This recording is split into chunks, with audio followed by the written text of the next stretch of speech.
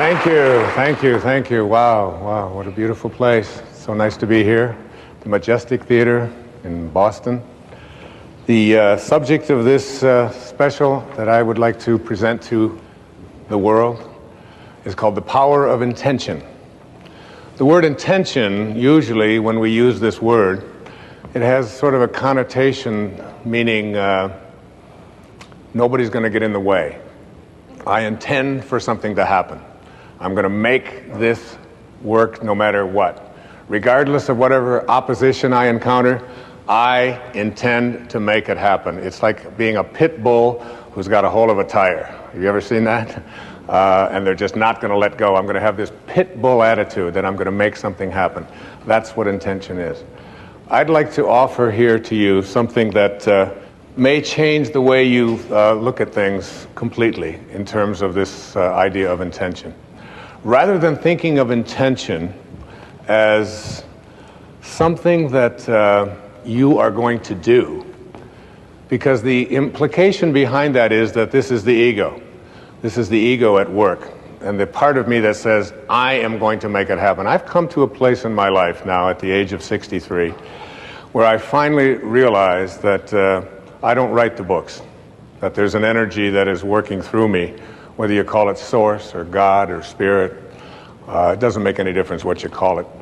But this energy that is working builds all the bridges and writes all the books and delivers all the speeches. When I was standing back there waiting for the introduction to come out and to begin this program, the words were running through my mind from something I read years ago in A Course in Miracles. It said, if you knew who walked beside you at all times on this path that you have chosen, you could never experience fear or doubt again.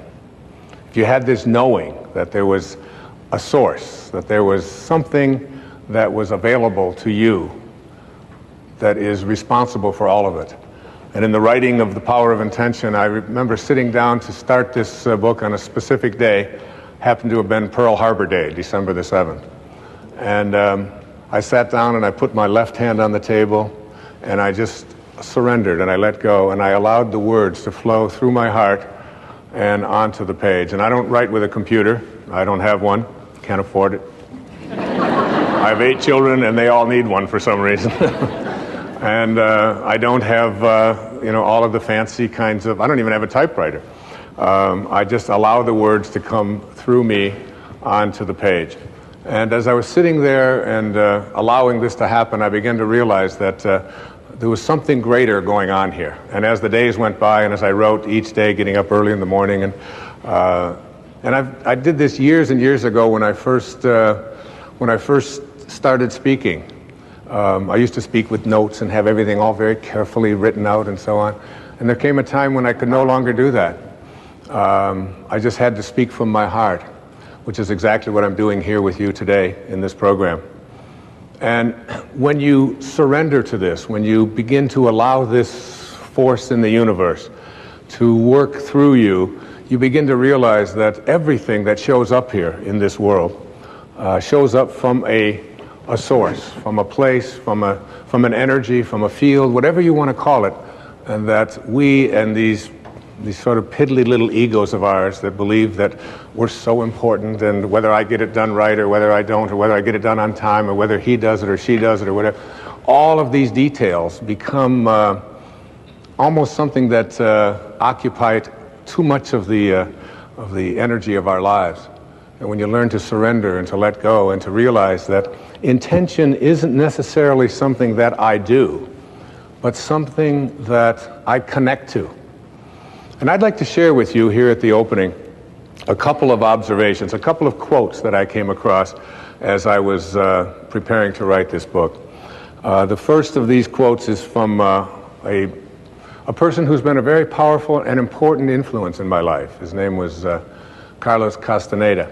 And Castaneda, particularly in his later books, in his book The Fire from Within and The Power of Silence and The Active Side of Infinity, he spoke about intention not as something that we do, but as something that we connect to.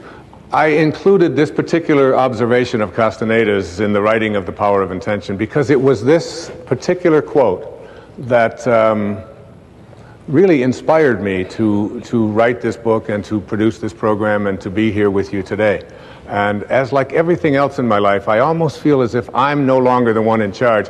I don't even know how it was handed to me. Somebody just, and when I read the words, I had them laminated and I wrote them out and I carried them around with me and ultimately knew I was going to write a book about them, about this idea, and I was going to produce a program about it. And here's what the quote says. In the universe, there is an unmeasurable, indescribable force which those who live of the source, in quotes, of the source, and of the source means sorcerer. Now, not sorcerer in the word, when we think of sorcerer, we think of witches and incantations and all kinds of hocus pocus and so on. That's not what the word sorcerer means. It means of the source, those who live of the source. In the universe, there is an unmeasurable and indescribable force which those who live of the source call intention. And that absolutely everything that exists in the entire cosmos is attached to intent by a connecting link. And then he goes on to say, sorcerers are not only concerned with understanding and explaining that connecting link, but they are especially concerned with cleansing it of the numbing effects brought about by all of the concerns of living at ordinary levels of consciousness. Very important and powerful words to consider.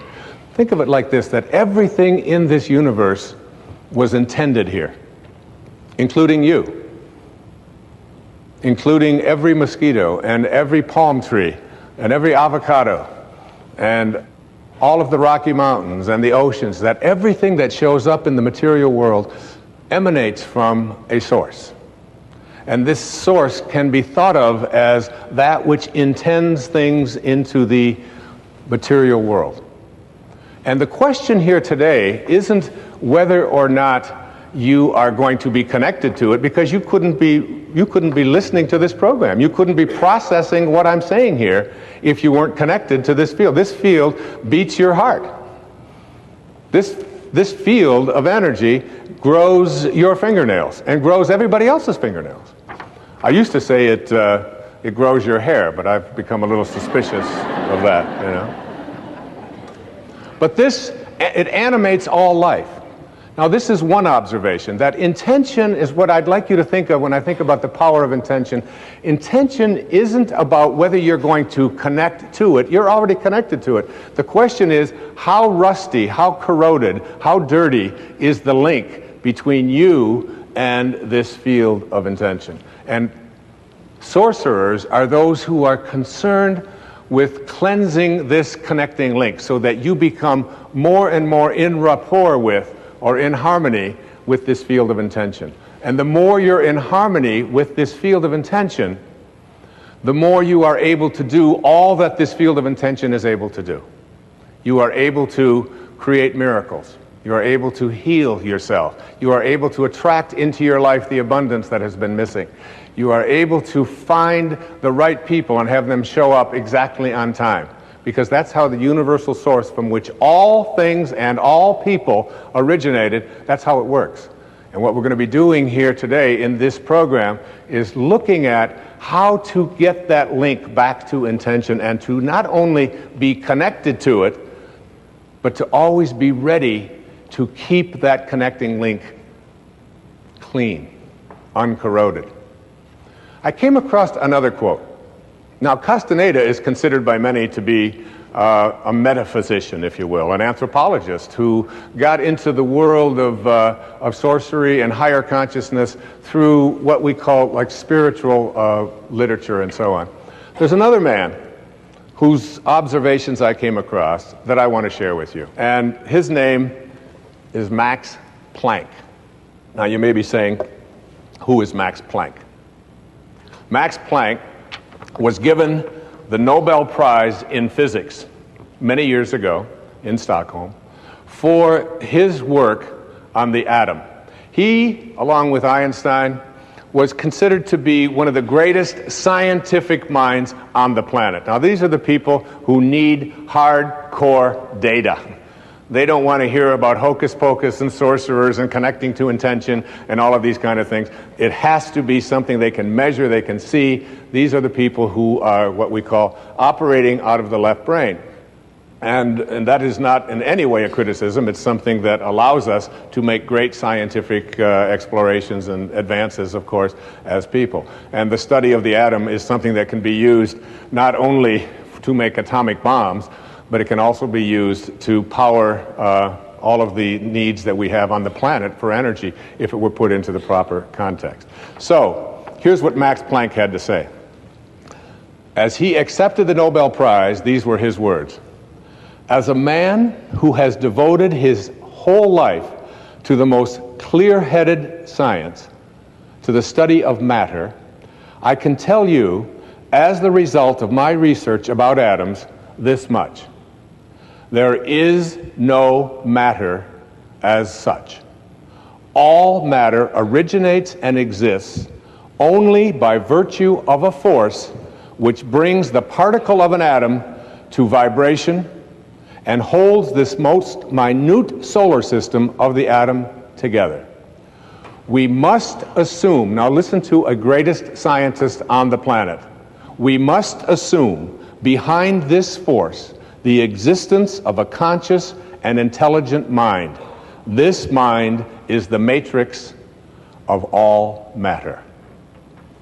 Now, that is very, very powerful evidence. One of the things that really intrigues me is this idea, and I heard it many, many years ago. I'm not even sure of the original source where I heard it, but it goes like this. When you change the way you look at things, the things you look at change. Albert Einstein once observed that you have the most fundamental and major decision that you have to make in your life is this. Do I live in a friendly or a hostile universe? Which is it? Is it a universe that is filled with hostility and anger and people wanting to hate each other and people wanting to kill each other? Is that what you see? Because when you see the world that way, that's exactly what you will create for yourself in your life. This is from great scientific minds. And the interesting thing is that this is not just a clever play on words, that when you change the way you look at things, the things you look at change. It's actually a very scientific thing, and I'm going to show you that in just a moment. I'd like you to imagine the following scene. You're in your house. You've got your car keys in your hand. The lights go out. Power failure. You can't see a thing. You stumble around in your living room and you drop your keys. And you look around for a moment and you realize that you're never going to find them in the dark. But you look outside and you notice that the street lights are on. So in your mind, a light bulb goes off. I'm not going to sit around here in the dark and grope around looking for my keys when there's a light on outside. I'm going to go out here under the street light and I'm going to look for my keys. Why are you laughing? This makes a lot of sense. So you're out here and you're groping around and you're looking for your keys and you're looking and looking and your neighbor comes along and says, "What happened, Wayne?" "Well, I dropped my keys." "Oh, I'll help you look for them." And the two of us are now down here looking for our keys. And looking, finally he says to me, "Excuse me, but where did you drop your keys?" "Well, I dropped them in the house." He said, "You mean to tell me that you dropped your keys in the house and you're looking for them out here in the streetlight? Doesn't make any sense." And I said, "Well, it doesn't make any sense to grope around in the dark when there's light out here." Now you laugh and you think how silly that is, but isn't that exactly what we do when we have a problem, a difficulty, a struggle that is located inside and we're looking for the solution outside? someplace outside of ourselves. It would be like going to the doctor and telling him all of your symptoms, and the doctor says, oh boy, you've got a lot of symptoms. And he starts writing out prescriptions. You need a prescription for this symptom, you need a prescription for that symptom, and finally he gets this 4 or 5, and you go to walk out, and you say, well, I'd like my prescriptions. He said, no, I'll give this one to your mother-in-law, and I'll give this one to your neighbor, and I'll give this one to your daughter, and I'll give this one to your father.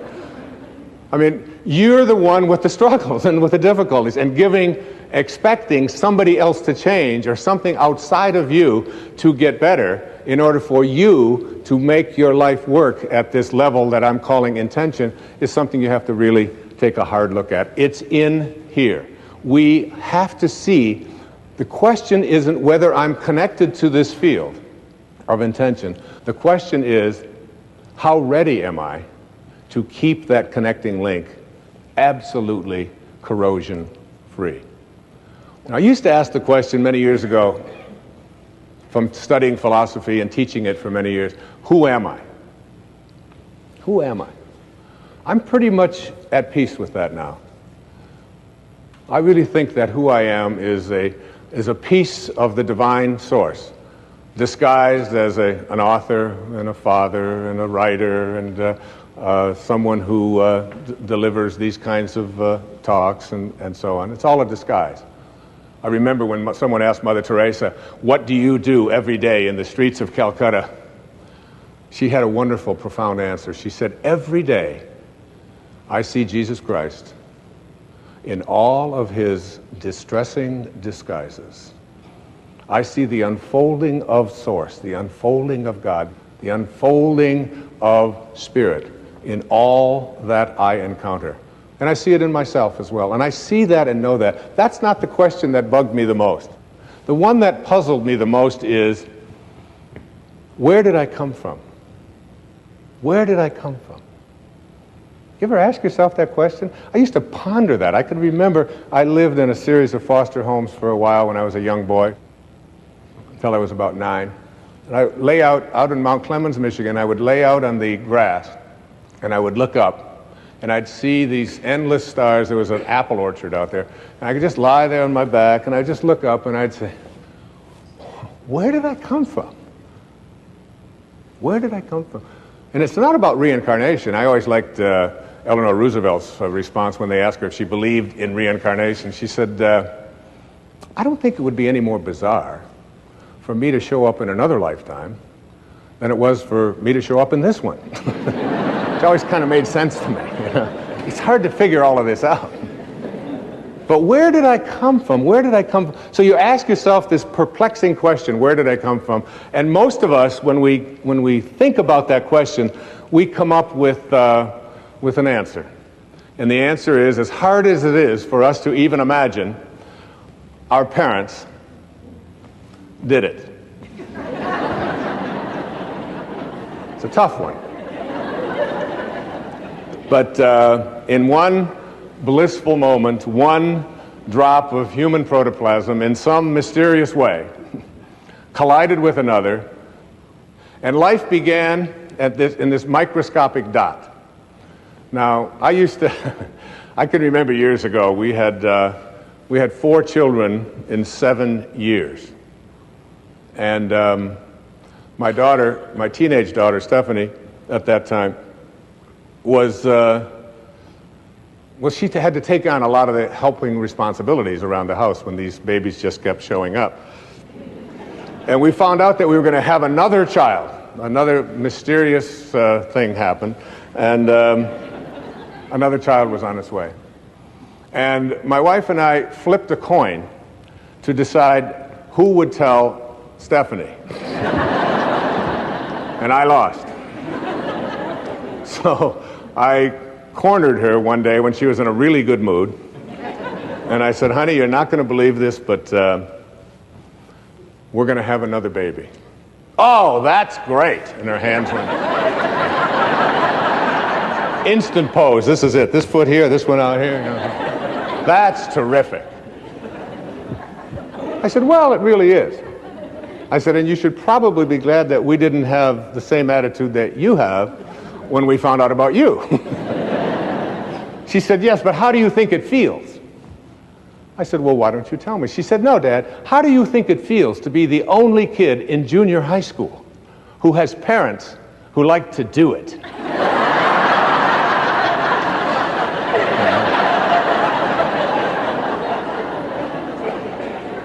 And I said, Steph, I know this is going to be hard for you to accept, but Grandma and Grandpa do it. That is just sick. That's all I got. Off doing, just storming out of there. Huh? So when we think about where we come from, that sort of is the place that we get to in our hearts. But just go back to that moment for a second and understand that, remember what I said earlier, when you change the way you look at things, the things you look at change. Just keep that idea in mind. Because if you go back to the time of your absolute beginning into the material world, you know that there was a microscopic dot. And this microscopic dot included everything that you needed for this physical journey. And you can't even see it with a microscope. It's just too mysterious and too mystical to even contemplate, isn't it? That something as tiny as you could get 1,000,000 of them on the head of a pin contains everything that you needed for this physical journey. Everything. Your birth was in there. The shape of your eye is in there. Your height is in there. The color of your skin is in there. I hold a hair up on the pillow and say, and I've had this experience several million times. What held it in yesterday? And you must ask that question, like, what held them up yesterday, don't you? Or why was it black yesterday and it's gray today? Where did that one come from, or whatever? And all of these changes are in this microscopic dot. So what I'd like to do just for a few seconds here is to go back to take the microscopic dot that is your beginnings, in which there's a future pole that is created every face and every body and everything in here and everyone out there watching today. In that one instant miraculous moment, everything that you needed for this physical journey was in there. Too hard to comprehend, you just accept it. So now we take the dot and we look at the dot and we say, let's find the origin of the dot that began me. And you put it under a microscope and you turn up the magnification, and what you see as you turn up this magnification is you see molecules. And inside of those molecules are mostly particles, and these particles are all flitting about, and there's mostly just empty spaces in there. And you take one of these particles out, and we call them atoms. And you put this atom, looking for your source, looking for where you began, and you put it under another atomic microscope, turn up the magnification even stronger, and what do you discover as you turn up the magnification? You discover that it's just more empty spaces and more particles with new names.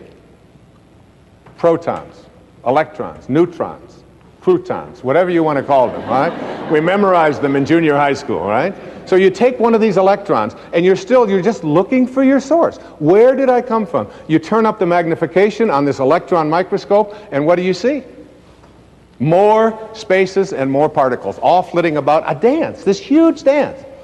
And you take one of those and you turn up the magnification, and what you have are new particles with new names called quarks. We're now looking at quantum physics, the study of the behavior of matter at the tiniest, tiniest, tiniest levels. And we're just looking for our source. So finally we take one of those quarks, and these quarks are really weird. My friend Deepak Chopra has often said to me, Wayne, he said, quantum physics is not only stranger than you think it is, it's stranger than you can think.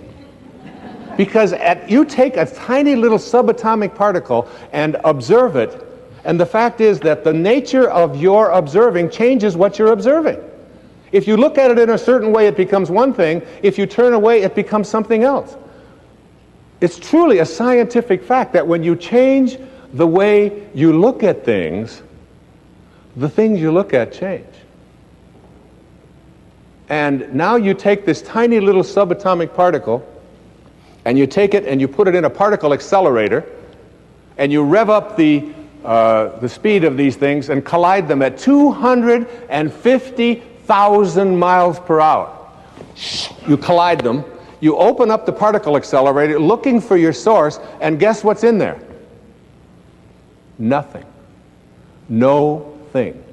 that the dot that began you originated from a field of energy that has no boundaries, no beginnings, no ends. It's infinite. It's an infinite potential. And the question that I have for you is, if you can get this, that you didn't begin with that particle, because particles themselves do not create more particles. St. Paul put it this way in the New Testament: that which is seen hath not come from that which doth appear. They talked a little strange in those days, all right? What that means is that everything that we see in the material world doesn't originate in the material world. It's the spirit that gives life. The flesh counts for nothing. If the shape of your eye can be in an energy field that has no boundaries, no form, no materialness to it, why not the shape of your life?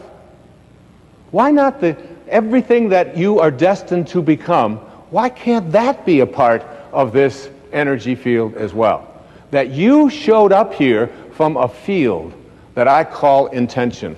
And that beautiful globe that is here to my left, to your right, is what I am going to call, for the rest of this program, I am going to call this the source from which we all originated. That every particle that shows up on this planet, and that's what Max Planck said, and that's what Carlos Castaneda said, and that's what every metaphysician said, that's what all of the great spiritual teachings on this planet say, that our source is spirit. It is something other than the physical. And if you had a set of magical binoculars, and you could look at that field, what I'm going to describe in this program is what that field would look like. And my suggestion to you here is this: that you are going to, if you want to understand intention and the power of intention, it means suspending your ego, the part of you that believes that you are separate from this source, because that's where all of our problems originated, all of our struggles, even our illnesses. This is a source of well-being. Everything that emanates from this source emanates from a field of well-being. It looks like something. It sounds like something. One of the things that it sounds like, I took from one of the great spiritual traditions in the universe.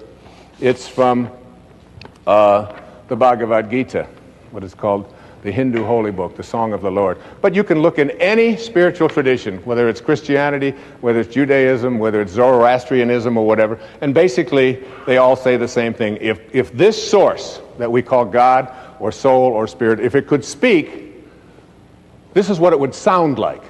And then later on, I'm going to talk to you about what it looks like. What does it look like? I am the source of all material and spiritual worlds. Everything emanates from me. That's what it sounds like. Everything emanates from me. So that means you. And that's why the words, with God all things are possible, means that when you find in your heart a way to reconnect to this, and remember what I talked about in those opening quotes, that this field of intention is a field that is only corroded because we take on something that separates us from the source. And that is called the ego. And the ego is really nothing more than an idea that we carry around. It's the source of virtually all of our problems. The only difficulty is you can't check into a hospital. Like if you got an appendix problem, you check in, get an appendectomy. There's no place that I know of that gives egoectomies. It would be nice, but it doesn't work that way. So that what you want to do is figure out a way to get rid of this idea that who I am is separate from this. And this is your source. And when you reconnect to your source, live in harmony with your source, you are connecting to the field of intention. And when you're with this field of intention, everything that this field of intention from which all material worlds emanate, everything that it can do You can do because you are it and it is you. The problems that we have is we've come to a place where we believe that we are separate from it. And so we start to believe that I am what I do. And I am what I have. And I am separate from everybody else. And I am my reputation. And I'm separate from what is missing in my life. But this field from which all things originate, if it's everywhere, it's got to be in you. And if it's everywhere and it has to be in you, it has to also be in everything that you perceive to be missing from your life. It has to be in that too, because there's no place that it's not. And if there's no place that it's not, you literally are already connected to everything that you would like to attract into your life. What keeps you from doing it is your belief that you're separate from your source. We want to reconnect to this source. People ask me the question, what about a free will? If I was intended here, and the shape of my life was intended here from this source, where does that leave me with a free will? Well, where it leaves you with a free will is this. You have a free will to decide whether or not you are going to connect or not connect to that source. That's your free will. If you make a choice, a conscious choice, to stay disconnected from it and believe that you are all of these things that I just illustrated in the ego, this field of intention doesn't know anything about non-well-being. It creates from a source of well-being. It doesn't know anything about fear, about anxiety, about worry. It just is in a constant state of creating. There's a quotation that goes like this: self-realization, which is really reconnecting to your source. Self-realization means that we have been consciously connected with our source of being. We are reconnected to this source, which I'm going to describe in detail in this program, what I believe the faces of intention look like. Once we have made this connection, then absolutely nothing can go wrong. That's from Swami Paramananda. Nothing can go wrong when you reconnect to source. All of our struggles, all of our illnesses, all of the scarcities in our life, all of the problems we have in our relationships, all of this stuff came about because we disconnected ourselves from a field of intention that is nothing but just well-being at work. It only wants you to be in a state of happiness.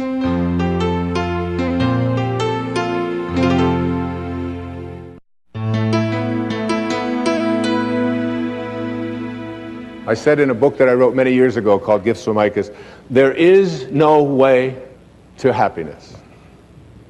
Happiness is the way. You're not going to find it in something outside of you. It is, and it's like when you understand this and get this, connecting to intention means something that's very powerful to you. There's an observation that I came across in the writing of The Power of Intention by a man who gave a lecture, I'm not sure the exact year, but it was in the early 1900s. His name was Thomas Troward. And he gave a series of lectures on mental science at Edinburgh in Scotland, called the Edinburgh and Dorey Lectures. And one of those observations, one of those quotations was this. I really love this. He said, "The law of flotation was not discovered by the contemplation of the sinking of things." Isn't that great? Imagine yourself trying to figure out, what he made an observation that before about the 15th or 16th centuries, all of the ships in the world were made out of wood. And why do you think they made ships out of wood for so many centuries? Because when you put wood in water, what happens? It floats. And our conclusion was, the law of flotation must be, you want things to float, make them out of things that float. But now we have realized that in studying the law of flotation, that it has nothing to do with what the material is made out. It has to do with the amount of water that is being displaced. So now all the ships of the world are made out of stuff that doesn't float, and yet they float. We're celebrating now at this time in our history the 100-year anniversary of Orville and Wilbur Wright, over in Dayton, Ohio. Imagine the law of flight being discovered by two brothers contemplating the staying on the ground of things. So what we want to do is figure out a way to reconnect ourselves to surrounding ourselves with this idea that we are already connected to everything that we need for everything in our life. We've just separated ourselves by believing that we're something that we're not. In a book that I wrote a few years back called 10 Secrets for Success and Inner Peace, which was part of a PBS special, one of those secrets is called treasuring your divinity. Treasuring your divinity. And I came across this observation, and I was writing some notes on what I'm just talking about, on contemplating things. Listen to these words. We know that by the very nature of the creative process, which is what intention is about, learning to create the life that you want, the world that you want, the people that you want, the excitement that you want, the health that you want, everything. We know that by the very nature of the creative process that we are one with this originating spirit. And therefore, we are also one with all of its principles. Whatever this is like, whatever it sounds like, whatever it thinks like, whatever it looks like, we are one with it. And consequently, we are one with its infinite personality. We are not here as human beings having spiritual experiences. We are all spiritual beings having human experiences. All of us. We are all infinite.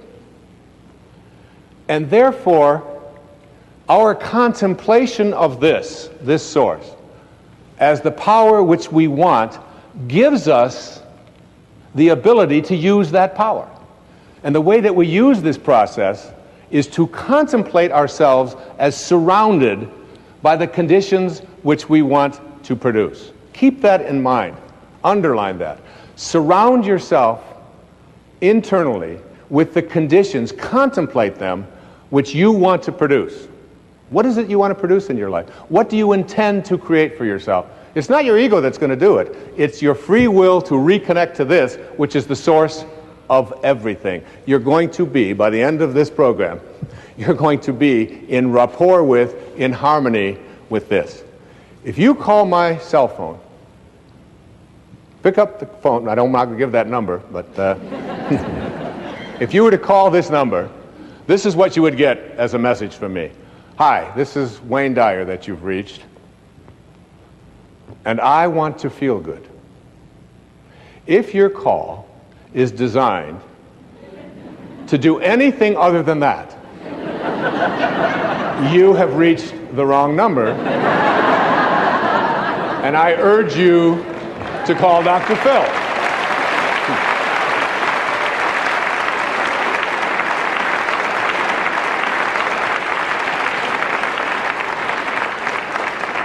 But feeling good is perhaps the most important thing that I can talk to you about here in cleaning up this link.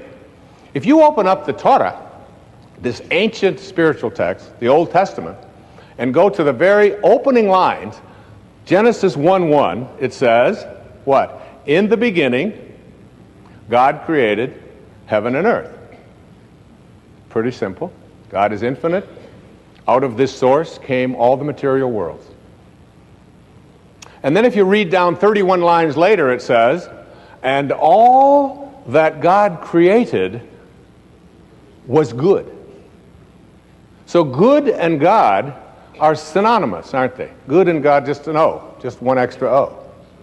So that when you say, I want to feel good, as you'll see as this program unfolds, you're really saying, in a way, I want to feel God. I want to feel whatever this beautiful source of all, this divine mind, this source of all things, I want to feel what it feels. Now you might say to yourself, yeah, it's easy to say I want to feel good, but how can I feel good when so much around me is bad?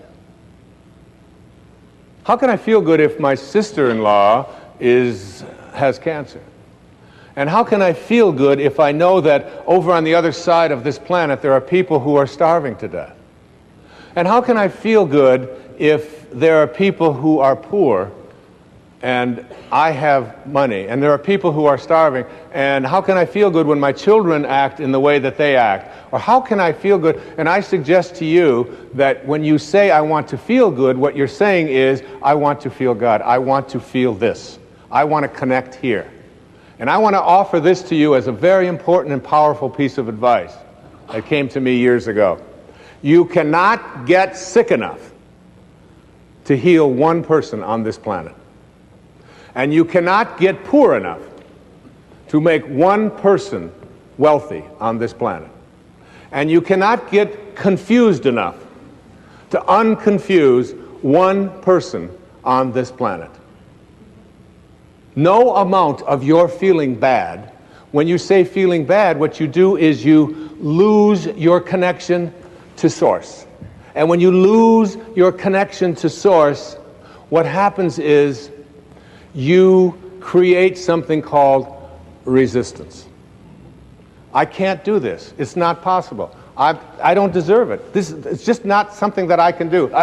And when you create this kind of resistance, you have emotions. And these emotions become sadness, fear, worry, anxiety. And what I'd like to offer you is a way for you to use these emotions that you are experiencing at any time in your life and use them as a system, as a barometer, as a guidance system to say to yourself, what kinds of thoughts am I having that are keeping me from being in rapport with this field of intention?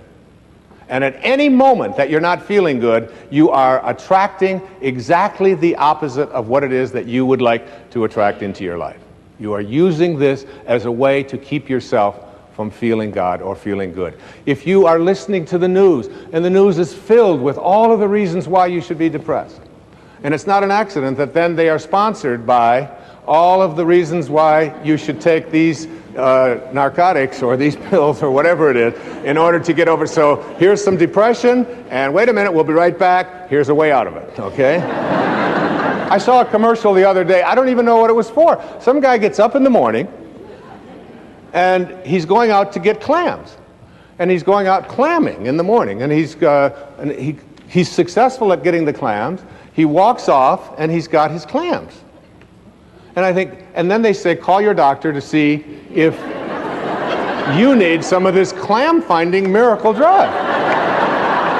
There's a drug out there that'll help you find clams if this happens to be one of your problems. All right? And there's something out there, and now we're being told to call our doctors. Do I need the orange pill, the green pill, the purple pill? Do I need this one? I saw so-and-so reading it, and she was skating on the ice, and I want to skate on the ice and do it. And it's like it's an endless progression of this. It's one of the reasons that I put so much of my energy into public television.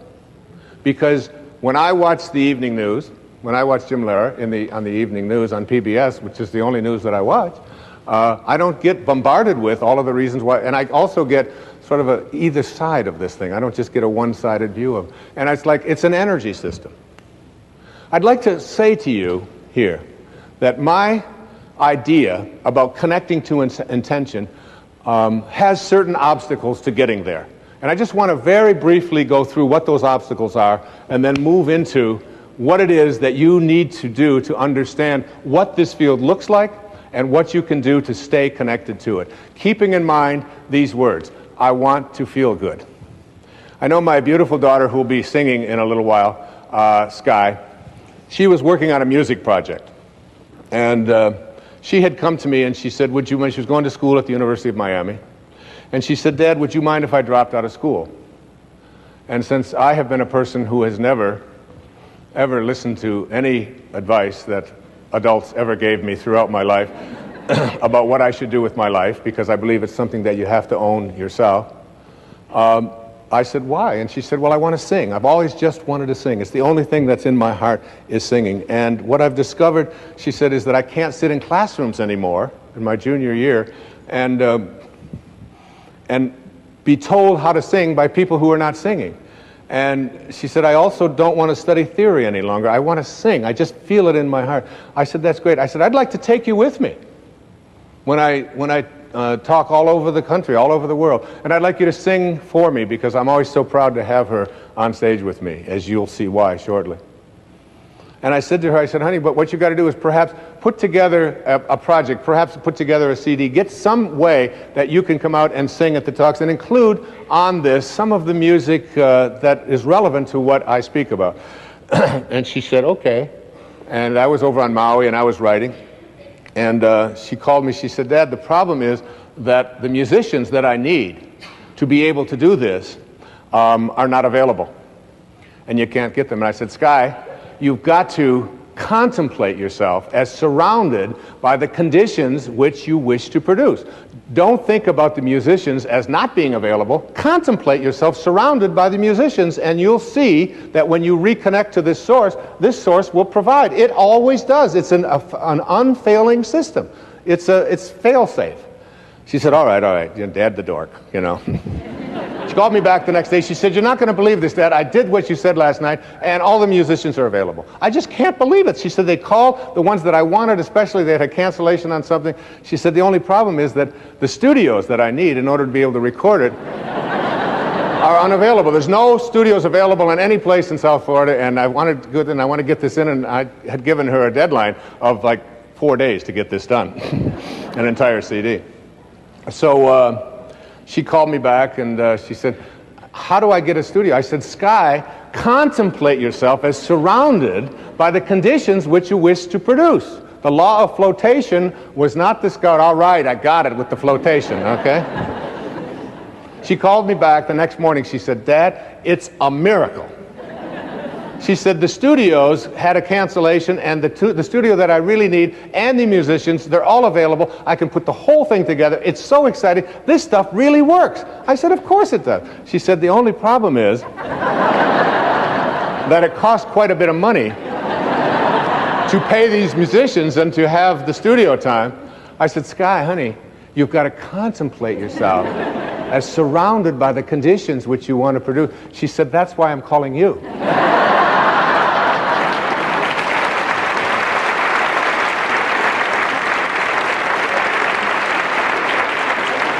And I said, but honey, I want to feel good. She said, maybe you should call Dr. Phil. She said, and this will make you feel good because you will be contemplating yourself as surrounded by a daughter who is so... She used it all right back on me. And she did it, and she got it done, and she was able to produce it.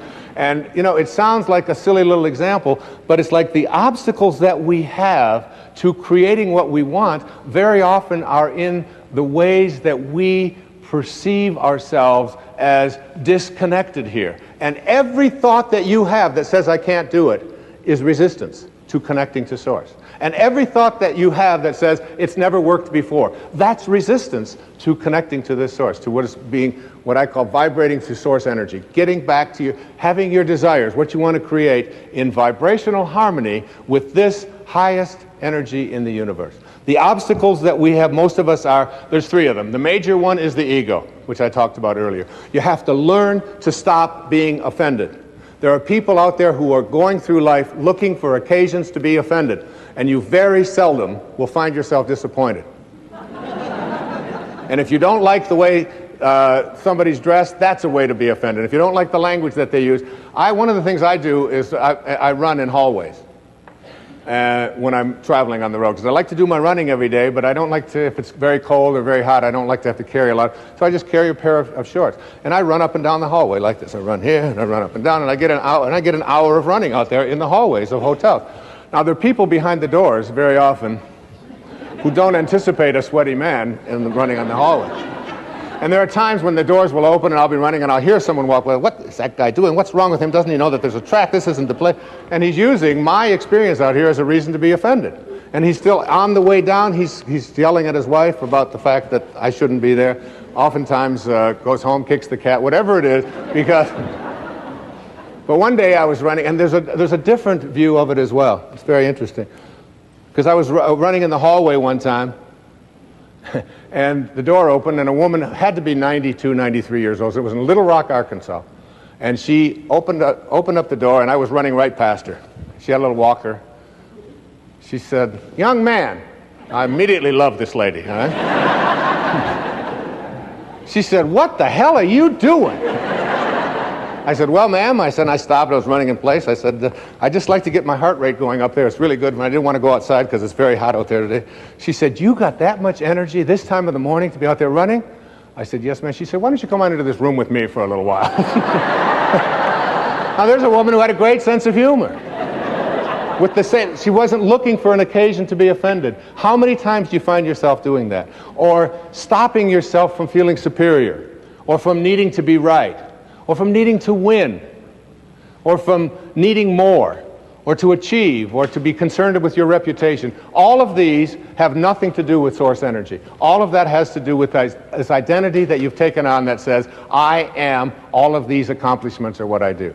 That's one. The second of these obstacles is what I call the energy of your life.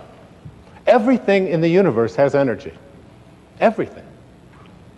That's why I promote a book so powerfully called Power versus Force by David Hawkins, a medical doctor out in Sedona, Arizona, where he talks about the thoughts that we have and how you can use kinesthesiology. You can just use muscle tests to determine whether something works or doesn't work for you, and whether it's strong or not. And every thought that you have, and he has compartmentalized all of these different thoughts.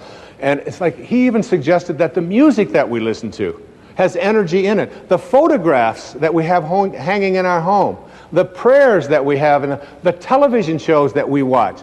There is very low energy out there. The average child in America has already seen 12,000 murders, simulated murders, in his living room on cable and commercial television before his 14th birthday. Imagine. 12,000 simulated murders. You never see that on public television. That's why I'm here doing this for public television. Because it's a place where you are not allowed to send that kind of energy out.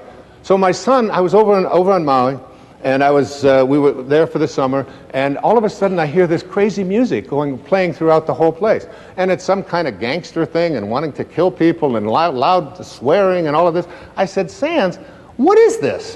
What are you listening to? He said, Dad, it's really cool, man. This is rap. This is really, it's like 16, I said, go get the CD. And this is something that I read in Power versus Force. He said, what do you mean? I said, go get the CD. Now, he's a big, strong, 16-year-old strapping kid, 6 foot tall, very muscular, a lot of testosterone. And so he brings the CD in, and he said, what do you want me to do with this? I said, well, set it on the table and take that banana. And I had some bananas there. I said, take that organic banana, place it next to your heart, put your arm out, and what I'd like you to do is resist me as hard as you can with that banana next to your heart. And he did, and I put 2 fingers on, I couldn't budge his arm. I said, now take that CD and put that next to your heart. He took the CD with the energy in it. As hard as this is to imagine for yourself, you can try this in your own work. And he held that next to him, and he became powerless to my 2 fingers pushing down on his arm. The energy weakened him. The energy of the foods that we eat, the shows that we watch, the people that we surround ourselves with. Even the thing, most of you know that I'm a camel. And a camel is an animal that starts out every morning on his knees, and he goes to bed every night on his knees, and he can go 24 hours without a drink. And that's something that I do every day. I go 24 hours without a drink. And it isn't because I labeled myself as an alcoholic or anything like that. I was told by a very powerful and important teacher that if you want to reach the levels that I would like you to be able to understand, where you can literally do a somersault into the inconceivable and see yourself as capable of attracting and healing and being able to create abundance, if you want to be able to be all that you can be, he said you've got to stop putting substances into your body that are deteriorating the body and deleterious to the health of your body. And he said alcohol just happens to be one of those things. So I don't take a particular moral position on it. I did it because I didn't want that energy into my life. So look at the energy of your life, the places that you accumulate, the friends that you have, the people that find fault with what you're doing. Look at all of the way, even a simple little thing like feng shui, which is a Chinese form of how you arrange the furniture It's so cool. But I've got a lady who works with me over in Maui, and every time I go away, she'll come back and she'll have this thing moved over here and this thing over there, and I'll say, but I like this here. This is where I shave. No. The feng shui of that isn't quite right, and you don't want to have a red next to you. I just listen to her. My place is one of the most pleasant and beautiful places. Of course, having it on the ocean has a lot to do with it as well. But I believe that energy is in everything. Change the energy of your life and reconnect to the energy of spirit. Spiritual energy is healing energy. Spiritual energy, as you'll see, is the energy of abundance.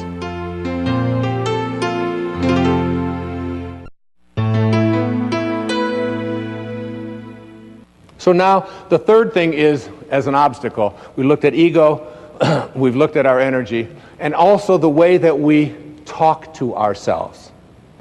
How do you talk to yourself? If you think, here's one of my favorite quotes, the creative source in your life, here it is right here, this creative source. This source reacts to your belief in shortages with a fulfillment of your belief. If you believe there's shortages out there and you can't attract them into your life, now this is a source that is unlimited abundance. It just is a constant state of creating. It's always creating, okay? So it doesn't know anything about shortages. If you come to this source with a belief that there are shortages in terms of your life, it will fulfill your belief. If you believe that you can't be healed, that it's just impossible for you to be healed, if you believe you can't be happy, if you believe that you have to be miserable, if you believe that you can't attract the right person, if you've got something that you want to fund, some project that you want to fund, and you can't get it funded, and you come to this source with a belief in shortages, it will fulfill your belief. It only knows how to be. Remember what I said earlier, you are at one with this, and you are also at one with all of its principles.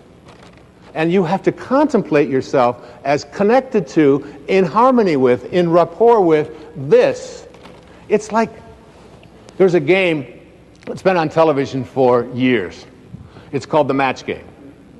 And this match game is it's a fun little game to watch because you get people who you really think know each other, and they say something and they try to match it up. You want to get into a match game yourself. And the match game you want to be into is one in which you match up with this source. You're going to always try to be matched up with that.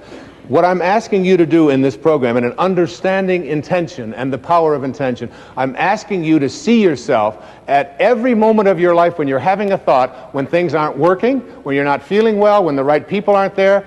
You could say something to yourself. I heard people say this, I tell people always, think from the end. Think from the end. So I was talking to a man one day down in where I work out in the gym, and I said to him, he's been sick, he's got nose running, he's got, Snoopy's running out of his nose, he's got, it's disgusting. And I said, how long have you been sick, Marty? You will never believe this answer. He said, in 3 weeks, it'll be a month.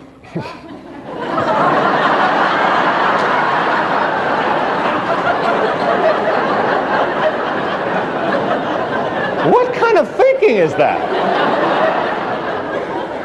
I was changing plane in Dallas one time, and there was about 8 minutes to go before I had to make a connection, and the woman next to me, she said, I said, I'd really appreciate if I could just step in front of you because I'm going to make my connection. She said, you're going to have to change trains and get to another terminal. She said, there's no way that you can make your connection. She's still in Dallas.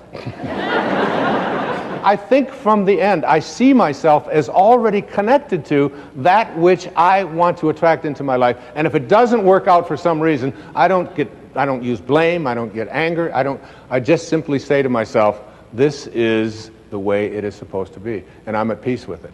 I choose to be at peace because this is peace. You want to watch the resistance. What kind of self-talk do we have? If you think about what is missing in your life, and you talk to other people about what is missing in your life, and you share a lot with what's missing in your life. I'm missing the right person. My soulmate has never showed up, I'm missing the money. I don't have them. And you talk about all the things that are missing in your life, Here's your connection to Source. Remember, you're always connected. The question is, are you ready to stop living at ordinary levels of consciousness? Are you willing to live at a spiritual level of consciousness in which you are in rapport with that which provides everything? So if you're thinking about what's missing and you go to this universal source asking to have fixed what is missing in your life, you'll have your belief in what's missing continue to be refocused for you. In the Old Testament it says, as a man thinketh, so is he. If you think about what is missing, don't be surprised if you keep attracting what's missing into your life. If you think about what always has been, then don't be surprised if what always has been is what keeps showing up in your life. Because thoughts are energy. And the thought of it's always been this way and there's nothing I can do, resistance. What emotion am I feeling? Frustration. I want to change that. What is my guidance system? I'm going to see how in harmony am I with this energy of Source, with the energy of intention. How in harmony with it am I? The source of all doesn't know anything about things being missing. There's nothing missing in this universal source. And you emanated from that. You are a piece of that. If you're always thinking about what they want for you, and there's no shortage of them, they're called relatives. I'm going to write a book someday that's going to be called Your Friends Are God's Way of Apologizing for Your Relatives.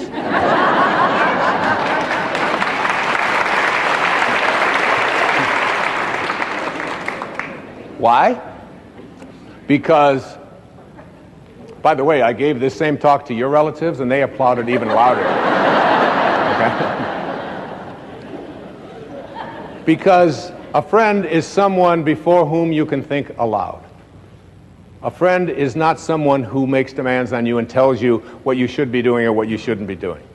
There are very often, because we believe that we're related to people, we have talk, and then what happens with us is that we start talking to other people about what they want for us. And we despise what they want for us. We get angry at them for even wanting that for us, and then we get surprised when what they want for us keeps showing up. See, self-actualizing people, Abraham Maslow once said, the difference between self-actualizing people, the highest functioning people, and everybody else is that self-actualizing people must be what they can be. Self-actualizing people must be what they can be. What can you be? What can you be? And I'd like to suggest to you that if you look, I'm going to take a pair of magical binoculars now. And I'm going to take these binoculars and I'm just going to assume that I am now looking through these magical binoculars at my source, where I came from. The question I asked at the very beginning, where did I come from? The answer to that is, I came from a field of energy, and a particle was formed out of that field that became everything I needed for this physical journey. My birth and my death were all in there.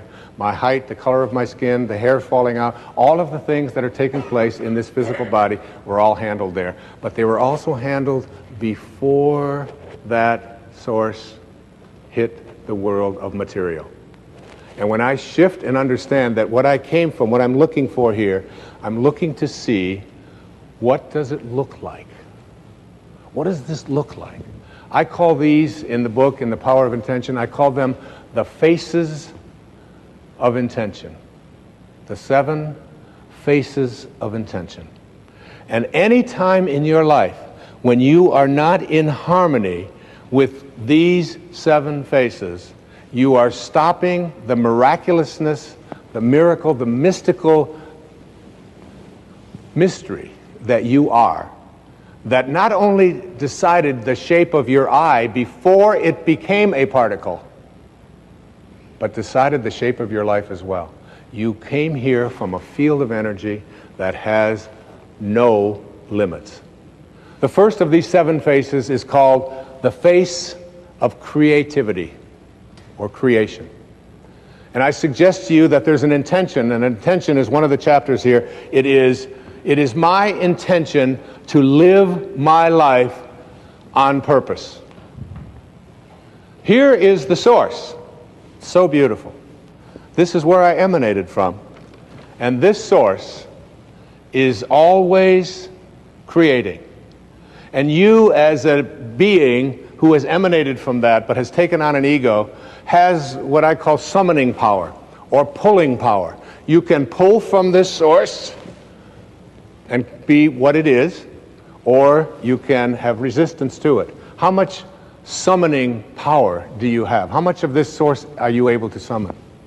When you are on purpose and creating in your life, one of the great teachers in my life was a man named Patanjali. And he had an observation about being in spirit. The word in spirit creates a word called inspire.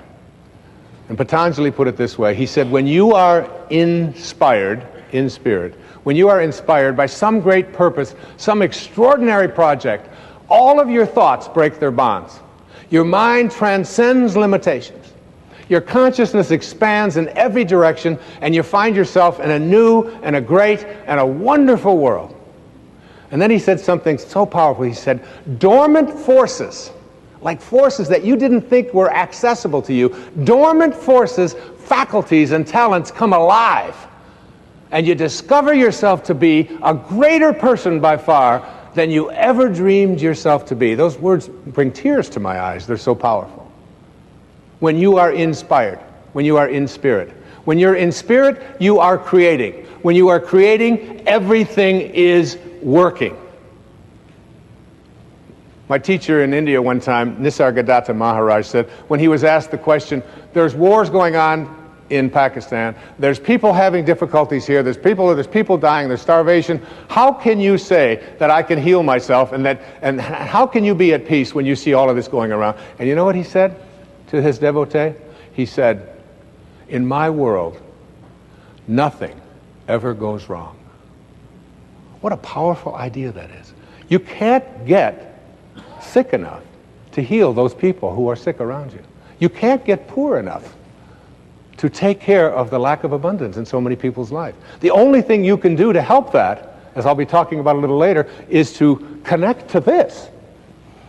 You know, when I was 19 years old, I joined the Navy right after high school in 1958. And I was going overseas to connect to my ship after having gone to school.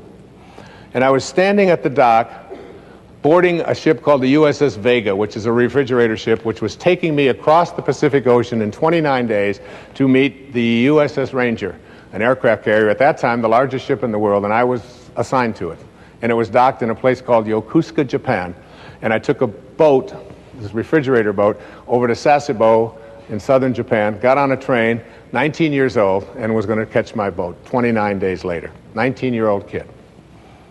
And as I got on the boat, never having been on such an adventure before, my Uncle Bill, who was a school teacher in Hayward, California, one of my heroes, one of the reasons why I'm here today is because of my Uncle Bill Volek, he handed me a book. And it was a collection of short stories by a man named Leo Tolstoy. He said to me, as he handed it to me, he said, read The Death of Ivan Ilyich by Leo Tolstoy. And The Death of Ivan Ilyich is a story of a man very, very quickly who was a judge in Moscow. And he went back and forth every day to work, and he hated his work, and he hated his life, and he hated his wife. And he hated everything about what he was doing. And he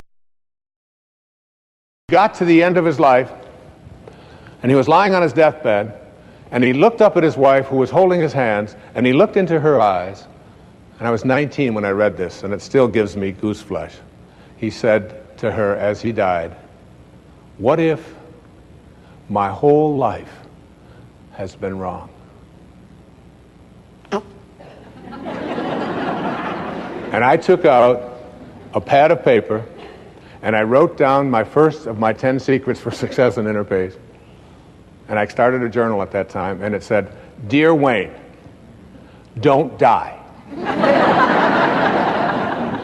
with your music still in you. Don't die with your music still in you." I would suggest to you, if you are not creating, and if you wonder what your purpose is, and so many people wonder, what is my purpose? And they talk to, I don't know what my purpose is. You know what that is? Your thoughts about your purpose are your purpose trying to reconnect to you.